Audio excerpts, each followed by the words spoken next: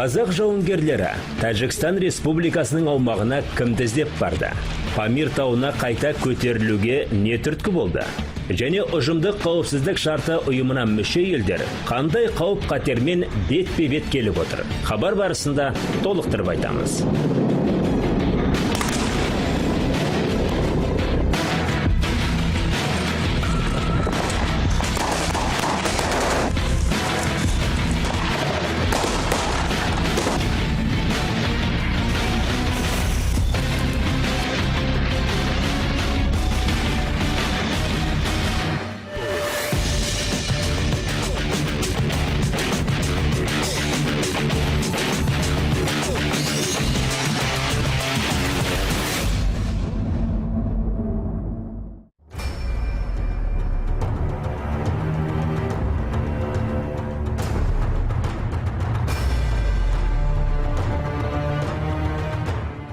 Әлем елдеріндегі жағдай күрделі. Қарулы қақтығыстардың тыйылар түрі жоқ. Одан қалды діннің атын жамылған лаңкестік топтары.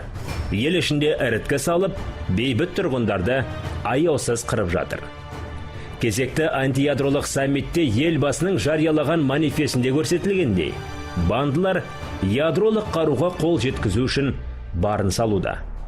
Саналары уланған лаңкестерді тоқтату мүмкін емес. Бұл іске жұдырық болып жұмылған абзал. Орталық Азияға Ауғанстанда белсенді әрекет етуші топтар қауіп төндіріп тұр. Ал Қазақстанның қарулы күштері аяқ асты арандатушылыққа тас түйін дайын. Өзінің ғана емес, көрші елдердің де шекарасын күзетуге атсалысып келеді. Бірлескен оқу-жаттығуларға белсенді қатысуда.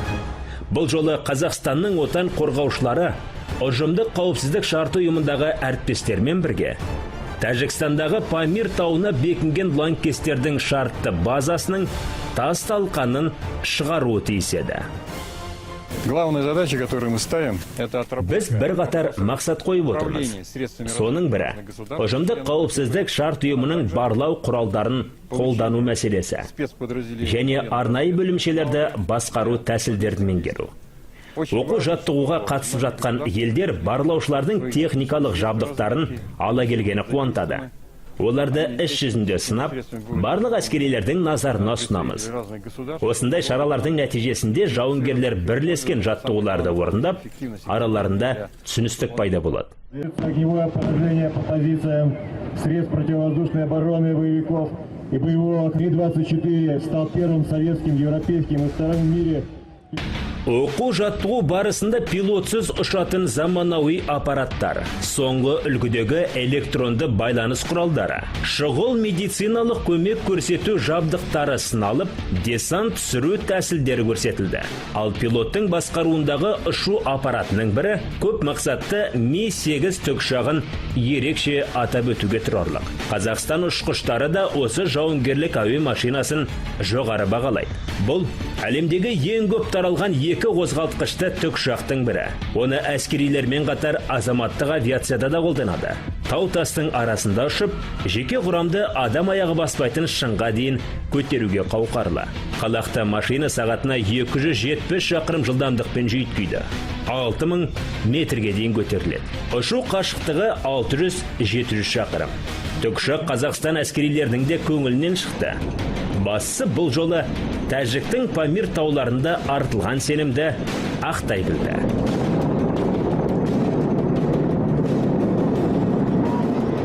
Ұжымдық қауіпсіздік шарт ұйымына мүше елдердің барлаушылары арасында мұндай кең ауқымдағы оқу-жаттығу бұрын соңды өткен емес.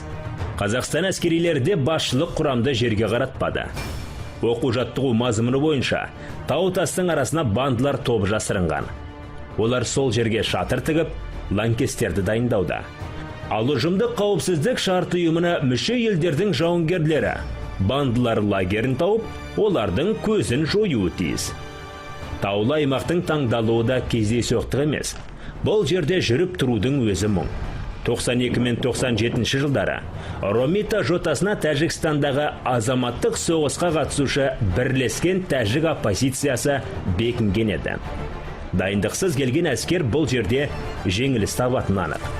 Тек бандылардың өздері жасаған жалғыз аяқ жол бар. Жалпы тау-тастың арасында ұрыс қимылдарын жүргізудің өзі ептілік пен дайындықты талап етеді. Жаудың қайда жасырынғанын білмейсің, қай жерден оқ атылғанын да бірден түсіну қиын. Тау жоталарында қару асынған бір топ адамның өзі жоғалып кеткен жағдайларда болды. Бірақ қазақ сарбаздары кәсіби шеберліктерін паш етіп, жүктелген тапсырманы орындап шықты. На данном учении для казахстанской группы было возложено... Аталмыш оқу жаттығуда қазақстандық топқа содырлардың базаларын қырып жою, олардың көшбасшысын тұтқындау және әрі қарай тергеуге алу үшін аумақтан көшіру жүктелді. Оқиға болған жағдайда мемлекеттеріміз бір-біріне қол ұшын созуға дайын. Алайда ең негізгісі, көршілес мемлекеттердің бөлімшелерін бірлесіп әрекет етуге үйрету.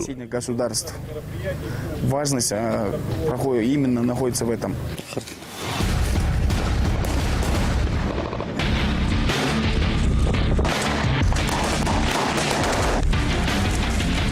Оқу жаттығу барысында ұжымдық қауіпсіздік шарт ұйымына мүше елдердің әскерилері бірнеше лаңкестік топқа қарсы тұрды. Гуманитарлық жүкке жасалған шабуылдың беті қайтарылды.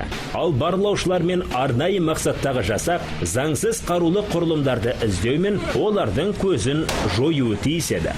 Бұл жолы да операция сәтті аяқталды. Ну, надо сказать, что такие учения вообще проводятся первый раз. А вот так в рамках, чтобы это сразу несколько государств, такого не было даже в Советском Союзе, и, соответственно... Мұндай оқу жаттығу алғаш рет өткізіліп отырғанын айта кеткен жөн. Ұжымдық қауіпсіздік шарт ұйымының қатысушы елдері үшін іздестіру секілді оқу жаттығудың өткізілуі әскери тарихымыздағы маңызды үлкен белес. Я считаю, в нашей так военной, скажем, истории. То есть, естественно, основная, ведь если брать глубже, то, естественно, пока силы следствия... Мұндай оқу жаттығудың жоспарланып өткізілуі де өте дұрыс қадам болды. Құрама басшылары барлаушылардан тапсырма күтуді. Осындай бірлескен іс-қимылдың арқасында ғана белгілі бір нәтижеге қол жеткізуге болады. Это все прекрасно понимают. Поэтому, наверное, действительно это было очень правильный шаг, что такие учения все-таки... Және мұндай ауқымды шара жыл сайын өткізілмесе де, 2 жылда бір рет өткізілуі тиіс деген ұсыныстар айтылды. Учения будут проводиться, ну, если не каждый год, то через год, так это точно. Қазақстандық арнайы мақсаттағы жасақ жауынгерлері заңсыз қарулы құрылымдарды іздестіру мен жою жөнінде іс-қимылдарды пысықтады. Десант содырлардың шартты лагері мен штабтың ғимараты орналасқан жерге түсірілді. Қарақшылардың басшысы ұсталды. Одан басқа барлау бөлімшелері тауға шегінген жекелеген топтар бойынша атыс соққысына арналған координаттарды белгіледі. Оқу жаттығуға ұжымдық қауіпсіздік шарты ұйымына қатысушы елдері, қарулы күштерінің 1,5 мыңға жуық әскери қызметшісі, сондай-ақ армиялық, жедел тактикалық және әскери көліктік авиация бөлімшелері қатысты. Роль контингента Кыргызской республики – это проведение на первом этапе учения поисковых действий. Қырғыз елінен келген әскерилердің негізгі міндеті оқу жаттығудың бірінші кезеңіндегі іздеу шараларына қатысу. Тұтқы елдан шабуылдап, жаудың саны, олардың орналасуына қатысты мәліметтерді білу үшін жаудың сарбазын тұтқынға алу. Бұл осындай ауқымдағы алғашқы оқу жаттығу. Негізгі мақсат жеке құрамның қарым-қабілетін іс жүзінде көру, тәжірибе алмасу. Ұжымдық қауіпсіздік шарт ұйымына мүше елдер мен көрші елдердің жеке құрамы арасында достық, қарым-қатынас орнату. Объединить сплоченность личного состава ОДКБ и стран СНГ.